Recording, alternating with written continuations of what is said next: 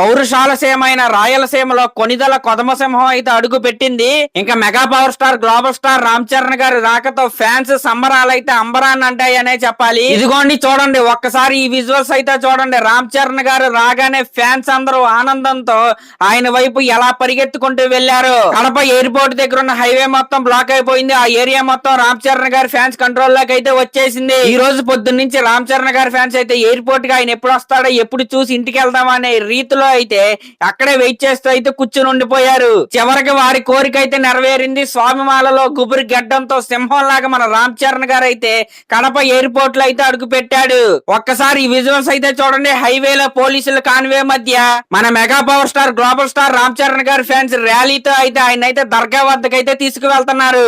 నిజంగా ఇదైతే ఓర మాస్ వెల్కమ్ అనే చెప్పాలి. మాస్ హీరోకి ఇలాంటి మాస్ ఫ్యాన్స్ ఏ ఉంటారు. ఇంకా రామ్ చరణ్ గారు బయటికి రాగానే ఒక అభిమాని అయితే ఆయన కారు మీదకైతే దూకాడు. ఆ ఫొటోస్ అయితే మీకైతే ఇక్కడైతే చూపిస్తాను చూడండి. ఇంకా బాణాసంచాన్ని చేతిలో పట్టుకుని కాల్ చేస్తున్నారు. అబ్బో, అసలు మామూలు రచ్చ అయితే చేయట్లేదు. ఒక పండగ వాతావరణం అయితే ఉంది అక్కడ. హైవే అయితే రెండు సైడ్లు మన mega power star global star Ram Charan గారి ఫ్యాన్స్ రచ్చతో అయితే నిండిపోయింది.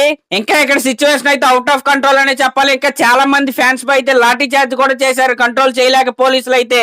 రాయలసీమ అంటేనే మాసిక్ పెట్టింది పేరు. అలాంటిది ఒక పక్క మాస్ హీరో అక్కడ అడిగి పెడితే ఆ యూపోరియా ఏ రేంజ్ లో ఉంటుందో, ఆ వోల్టేజ్ ఎంత హైలో ఉంటుందో మనం అయితే ఇప్పుడైతే చూస్తున్నాం. సరే, మరి అందరూ అనుకున్నట్టు రామ్ చరణ్ గారు కడపలో అయితే అడుగు పెట్టారు. ఫ్యాన్స్ అందరూ హ్యాపీగా ఉన్నారని నేనైతే ఫీల్ అవుతున్నా. సరే, మరి మిగతా ఏమైనా ఉంటే రేపు పొద్దున అయితే మాట్లాడుకుందాం. అలాగే నా ఛానల్ కనుక మీరు ఫస్ట్ టైం చూస్తున్నట్టే సబ్స్క్రైబ్ చేసుకోండి. అలాగే ఒక కామెంట్ అయితే చేయండి. థ్యాంక్